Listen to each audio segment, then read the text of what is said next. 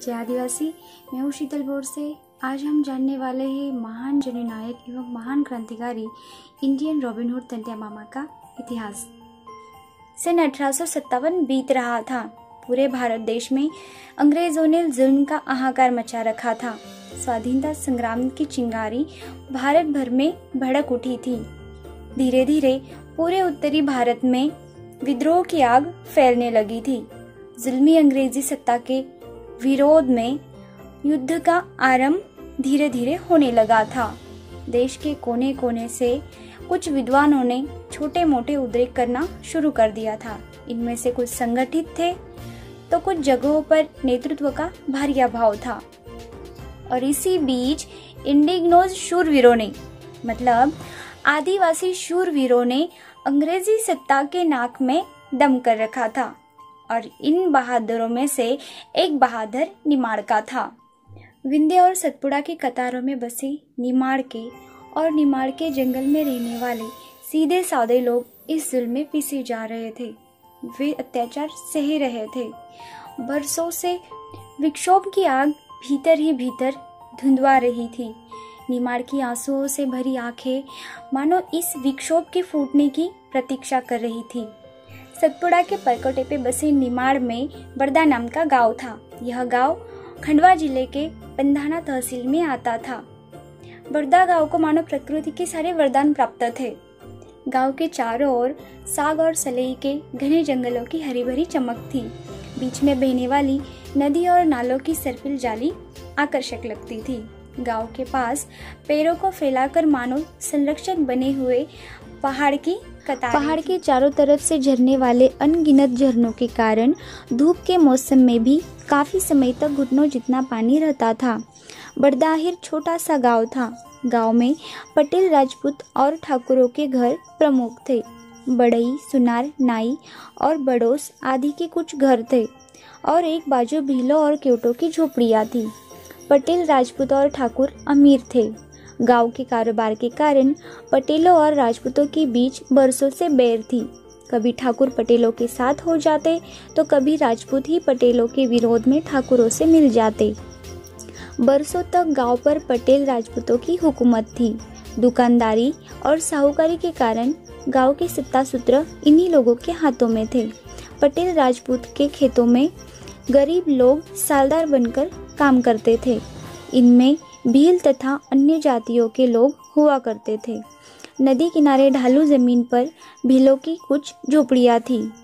इनमें से एक छोटी सी झोपड़ी भावसिंह भील की थी। घास से बनी हुई छोटी छोटी झोपड़ियां भीलों के लिए बहुत बड़ा आसरा है। एक साल पहले ही छप्पर की घास बदली गई थी। बारिश की वजह से घास का भूरा रंग काला हो चुका था। छप्पर की घास सड़ जाने से छप्पर में छेद हो गए थे। उनमें से कभी कभार आसमान के तारे भी दिख जाते थे। बारिश शुरू हो जाने पर ठेसू के पत्तों को इन छेदों पर रखकर घास से सी दिया जाता था। बरस में 2 बार ऐसे करने से भी पानी के वजह से दीवारें फूल जाती थी।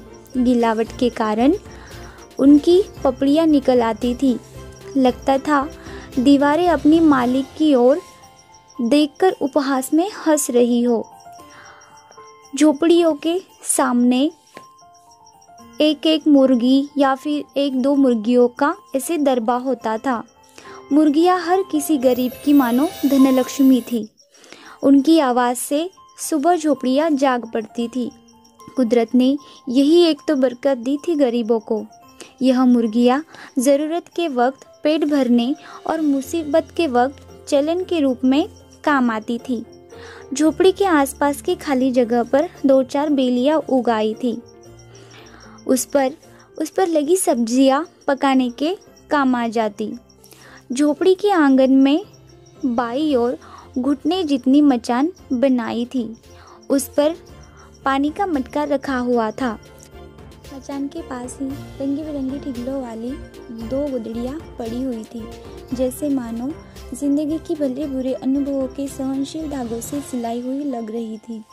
कड़ाके के जाड़े में, लगातार बारिश में और हाय हाय मचाने वाले गर्मी में उसकी ममता भरी संगत उन्हें मिलती रहती। आधी उम्र का भाव सिंह ठिगना और छरहरे बदन का अपनी उम्र से कुछ ज़्यादा ही बूढ़ा लग रहा था। वह पेट की आग बुझाते भटकता हुआ बर्दा आहिर आकर स्थिर हो गया था। भाव सिंह पोखर में अपने पिता के साथ रहता था।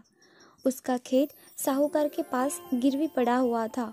वह छुड़ाने में पिता की जिंदगी खर्च हो गई। साहूकार के मारे सड़ाके से भाव सिंह के पिता पानी पानी करते हुए मर गए। पानी के लिए तड़पते हुए पिता के मुंह में 2 बूंदे पानी की डालने की किसी की हिम्मत नहीं हुई। भाव सिंह के मन में आज भी उस बात की कसक थी। दूसरे ही दिन रात में भाव सिंह ने जुल्मों से डरकर पोखर छोड़ दिया और भटकता हुआ बर्दा आहिर आ पहुंचा।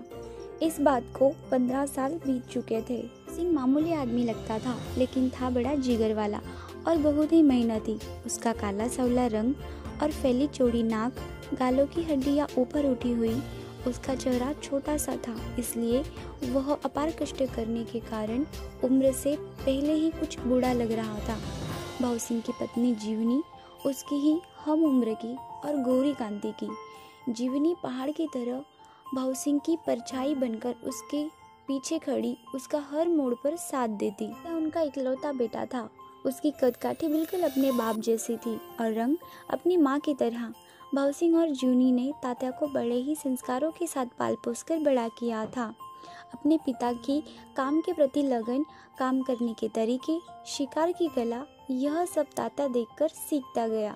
तात्या को बचपन से ही तीर कमान बनाकर खेलना बहुत पसंद था और अब वह तीर कमान चलाने में बहुत ही तरबेज बन चुका था। आगे हम जानेंगे नेक्स्ट एपिसोड में। मेरा हर एपिसोड आप तक पहुंचता रहे, इसलिए सब्सक्राइब करना, बेल आइकन दबाना नहीं भूलिएगा।